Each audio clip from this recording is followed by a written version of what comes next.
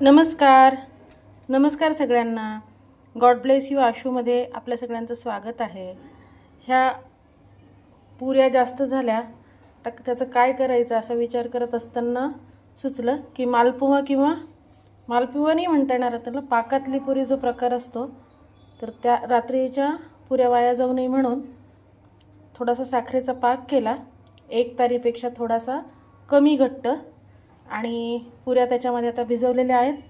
बघू शकता तुम्ही ही पुरी. तर एकदम सुंदर अशी कडक आणि कडक होती ती लुसलुशीत झाली आहे. आणि आता ही पाकातली पुरी खाण्यासाठी रेडी तयार आहे. तर पुरी वाया जाऊ न देता पाक करून त्याची गोड पुरी अशी बनवली आहे. आणि ही पुरी 2 ते 3 दिवस टिकते. तुम्ही ही प्रवासातही वापरू शकता. राधे कृष्ण.